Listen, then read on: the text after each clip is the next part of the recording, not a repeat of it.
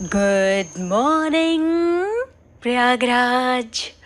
दोस्तों, आज हमारे साथ हमारे ही शहर के पद्मश्री से सम्मानित डॉक्टर अजय सोनकर जी फोन लाइन पर जुड़ चुके हैं। बहुत बहुत स्वागत सर आपका। Thank you. सर, लोग आपके बारे में जानना चाहते हैं। सुबह सुबह का वक्त है, तो वो किसी ऐसे व्यक्तित्व के बारे में जानना चाहते हैं जो लीग से हटकर काम करते हैं। हाँ, मेरा मेन रिसर्च प्रोजेक्ट जो है मेरीन पे है। तो अंडमान और दूसरी मेरीन कोस्ट पे मेरे सेटअप्स हैं। तो अंडमान में मेरा एक प्रोजेक्ट है, मेरी एक लैब है।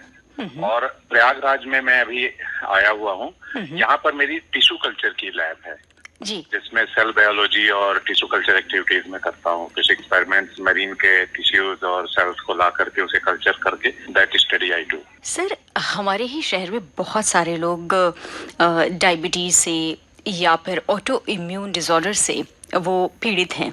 तो कुछ इस पर अगर प्रकाश डालें तो उनका दिन बन सकता है, उन्हें कुछ रास्ता मिल सकता है।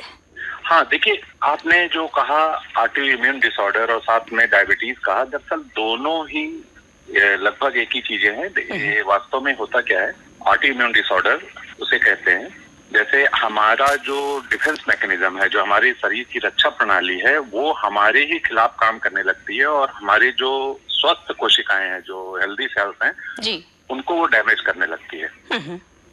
तो ये है, और ये होती है नॉन सेलुलर कंडीशन की वजह से। नॉन सेलुलर कंडीशन का मतलब हुआ कि हमारे शरीर में जो ऑक्सीजन लेवल है वो घट गया है। हमारे शरीर में, हाँ, हमारे शरीर में बहुत सारे जो है इनस्टेबल मॉलिक्यूल्स प्रोड्यूस होते हैं जिसको फ्री रेडिकल्स कहते हैं। तो उसको काउंटर करने के लिए हमारे शरीर में डिफेंस माइक्रो न्यूट्रिएंट्स पैदा होते हैं। तो वो जो माइक्रो न्यूट्रिएंट्स हैं वो जो है कम हो जाते हैं, जो हमें डिफेंस करते हैं, और ये जो फ्री रेडिकल्स है वो बढ़ जाते हैं। तो इसकी वजह से हमारे जो हेल्दी सेल्स और टिश्यूज हैं वो डैमेज हो जाते हैं। अब जैसे डायबिटीज है, उसकी वजह ये है कि हम बहुत ही ज्यादा स्ट्रेसफुल लाइफ में रहते हैं। तो उससे क्या होता है, ऑक्सीडेटिव स्ट्रेस आप इसको कह सकती हैं, जो हमारे वो क्या करता है कि हमारे एड्रेनल ग्लैंड में कॉर्टिसोल पैदा करता है। कॉर्टिसोल बहुत सारे वाइटल्स को स्विच ऑफ करके ढेर सारा जो है शुगर हमारे ब्लड में डाल देता है जी। हाँ, तो उससे क्या होता है, कई बार 400 गुना शुगर को रेज कर देता है कॉर्टिसोल, जिसे हम स्ट्रेस हार्मोन बोलते हैं। तो एक डिफेंस मैकेनिज्म ही है। अब हम इतना श्रम तो करते नहीं है कि इतनी ढेर सारी बढ़ी हुई शुगर का इस्तेमाल करते हैं। जी जी। तो हाँ, और साथ में ही वो पैंक्रियाज जैसे ऑर्गन्स जिसके बीटा सेल्स इंसुलिन प्रोड्यूस करते हैं, जो ब्लड से शुगर को ट्रांसपोर्ट करते हैं सेल्स और टिश्यूज में, उसको भी वो डिसेबल कर देता है। जनाब, आप कह रहे हैं कि लोग स्ट्रेसफुल लाइफ जी रहे हैं। जब मैं लोगों से बात करती हूँ तो वो कहते हैं कि इसके अलावा चारा नहीं है।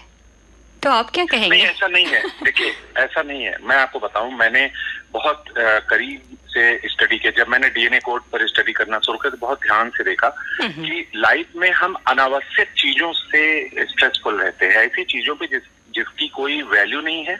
और हम अपने इवोल्यूशन को देखें कि विकास क्रम में हमने ऐसी तरक्की कैसे की, हम इतने बलवान कैसे बने, इतने हेल्दी कैसे बने, 100 साल की उम्र हमने कैसे अचीव की। जब हम समुद्र से निकले थे तो हमारी कुछ हफ्ते उम्र रही होगी, लेकिन हम 100 साल के इवॉल्व होते हुए हम 100 साल की उम्र हमने अचीव की।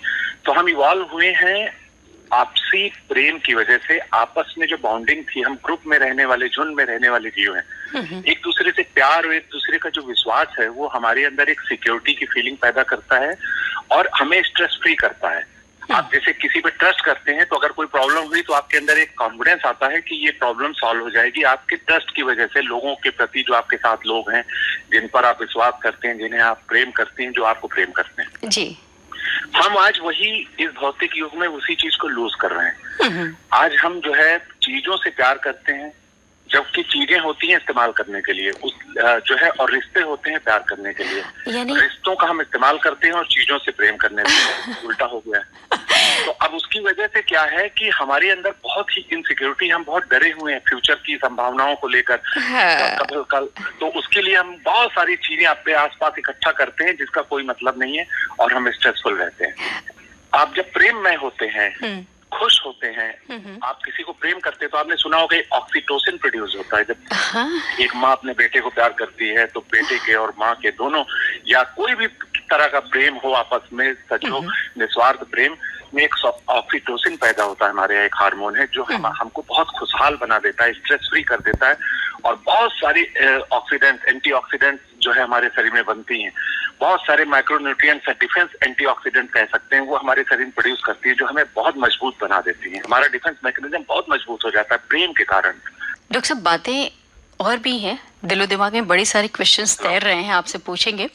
अपनी पसंद का कोई गाना बताएं जिसको हम सभी सुनते हैं, और आपने जो कहा कि प्रेम को महसूस करना बहुत जरूरी है, तो हम गाना भी सुनेंगे और प्रेम को भी महसूस करेंगे। अब देखिए, जब आप, हाँ वही मैं इसको अगर वेगली सोचता हूँ तो मुझे लगता है कि हमारे पास जो जीवन है, जो हमारे आसपास लोग हैं, आप सोच के देखिए कि वो कितने कीमती हैं, उनको हमें प्यार करना चाहिए, मिलना चाहिए।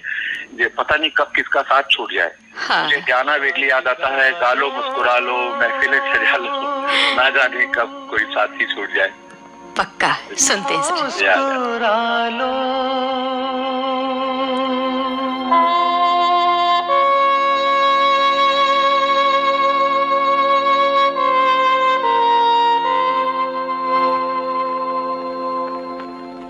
आज गा लो मुस्कुरा लो महफिलें सजा लो, गा लो मुस्कुरा लो महफिलें सजा लो।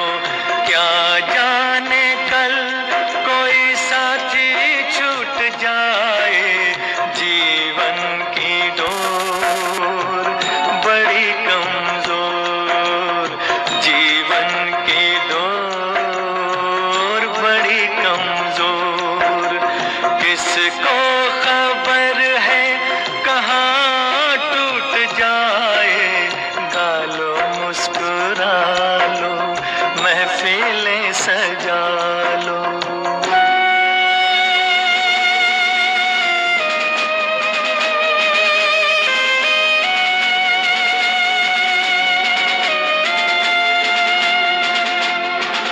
टूटा हुआ तारा नदिया की धारा, है कौन ऐसा जो लौटा के लाए हमसे, जो बिछड़ा है साथी हमारा, है कौन ऐसा जो लौटा के लाए।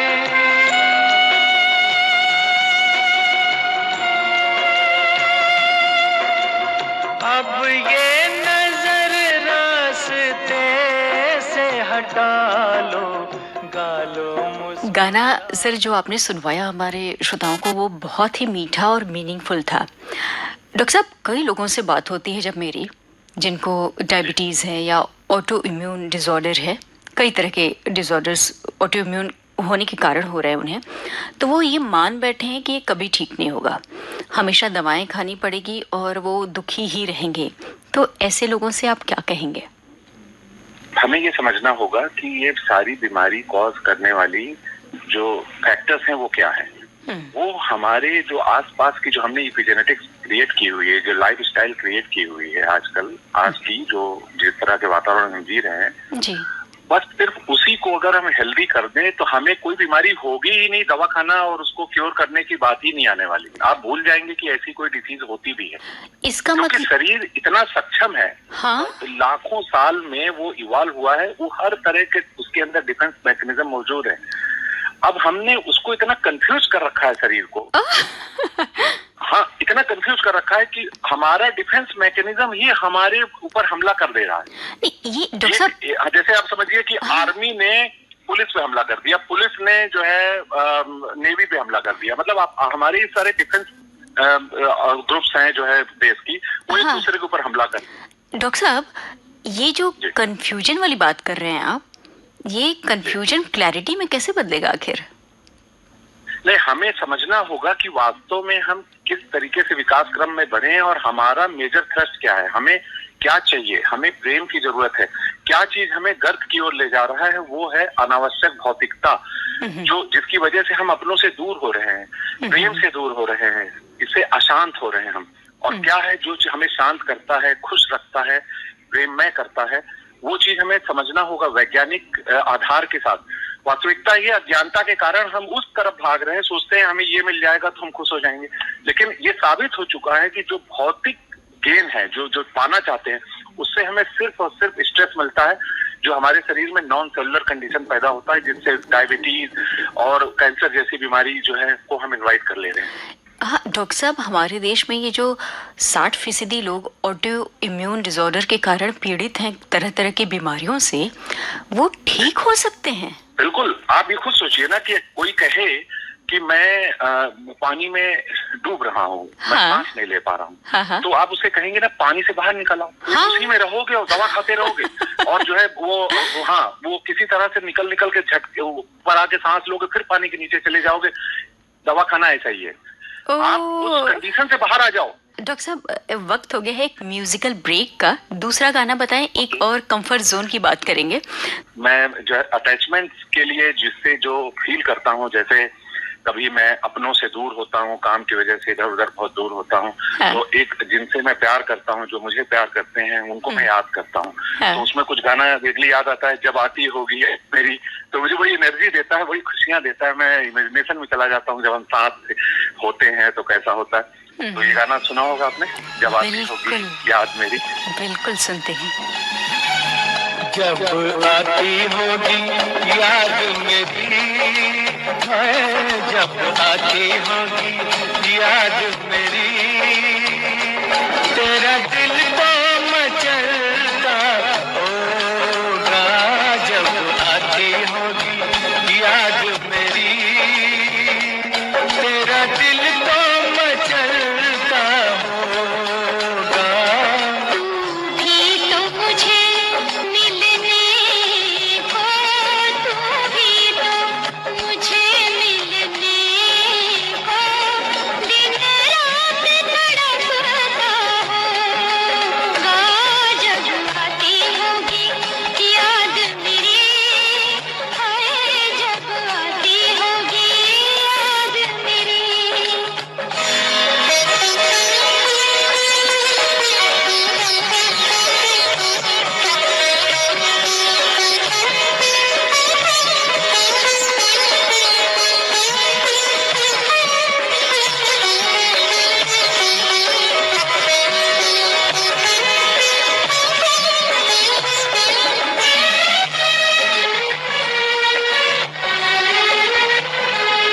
लिखे तो होंगे खत मुझको, पर डाक में न डाले होंगे, पर डाक में न डाले होंगे, ये मुझको दिखाने के लिए, ये मुझको दिखाने के लिए तूने सब वो संभाले होंगे। डॉक्टर साहब, एक ऐसी कुंजी, एक ऐसा तरीका बताएं जिससे कि लोग अपने कंफर्ट को छोड़कर वो जिंदगी जिए जो असल में उनका दिल करता है।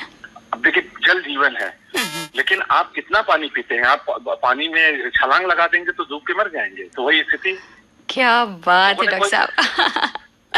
लोगों ने कैप लगाया नहीं ना कि हमें किसी चीज की एक सीमा होती है।